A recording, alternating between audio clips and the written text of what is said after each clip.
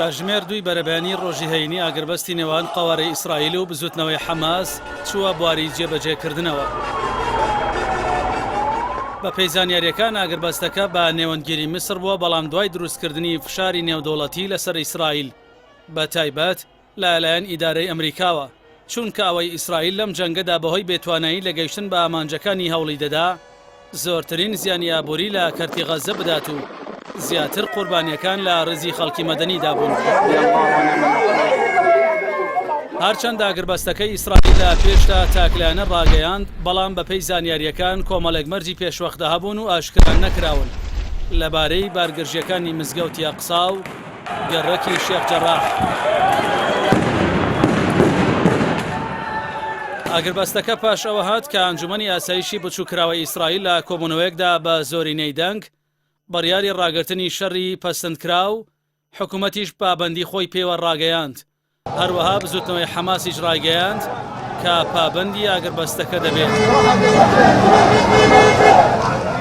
لە دوای ڕاگەاندنی ئاگربەست لە سەرجەم ناوچەکانی کەرتی غەزە و هەروەها کەناری خۆراوە و شاری قودسیش فەڵەستینیەکان خۆشیان دەربڕی و جەنگەکەیان وا هەژمار کرد کە لە بەرژەوەندی ئەوان کۆتایی هاتووە. لە دوای ڕاگەاندنی ئاگربەست ئەنتۆنیۆ گۆتێرێس سەرۆکی گشتی نەتەوە یەکگرتوەکان جەختی لەوە کردەوە کە ڕاگەاندنی دوو دەوڵەت تاکە چارەسەرە بۆ کۆتاییهێنان بە کێشەی نێوان گەلی فەڵەستین و ئیسرائیل. داواشی کرد ئیسرائیل کۆتایی بهێنێ بە چالاکیەکانی نیشتەجێبوونی نایاسایی و دەرکردنی فەڵەستینیەکان لەسەر زێدی خۆیان لە ڕۆژهەڵاتی شاری قودس، هەروەها کۆتایی بهێنێ بە داگیرکاری زیاتری خاڵکی فەڵەستین و ناوچە پیرۆزەکان.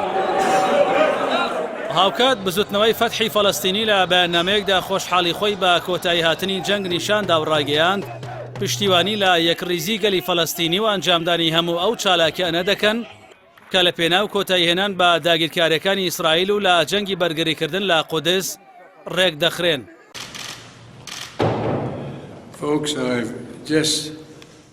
هەرچی جۆ بایدنی سەرۆکی ئەمریکاشە ڕاگەیاند وڵاتەکەی خۆشحاڵە بە کۆتایی هاتنی جەنگ و پشتیوانی مرۆیی ڕەوانەی کەرتی غەزە دەکەن. هەروەها وتیشی هاوکاری ئیسرائیل دەکەن بە پشتیوانیکردنی زیاتری لە دروستکردنی سیستمی بەرگری دژە موشک بۆ ڕێگری لە هێرشە موشکیەکانی حەماس. لای خۆشەوە جۆزێف بۆرێل وەزیری دەرەوەی یەکێتی ئەوروپا ڕاگەیاند خۆشحاڵین بە ئاگربەست لە کەرتی غەزە و دەوروبەری. هەروەها ستایشی میسر و قەتەر و نەتەوە یەکگرتوەکانی کرد کە ڕۆڵیان هەبووە لە هاتنە ئارەی ئاگربەست. جەختیشی کردەوە کە نیگەرانە لە بەردەوامی ناهەمواری دۆخی کەرتی غەزە و وتی نابێ بەو جۆرە بەردەوام بێت. يا ربي لك الحمد في الأولى وفي الآخرة.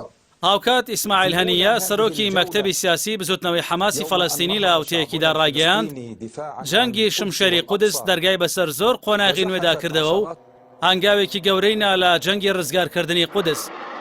جەختیشی کردەوە خوێنی ئەوانەی لە پێشوودا ڕژاون و ئەوەی لەم جەنگەدا ڕژا بە هیچ جۆرێک بەفیڕۆ ناچێت. حسبي الله ونعم الوكيل. أين أطفال الجميع؟ أطالب بالمستوردين.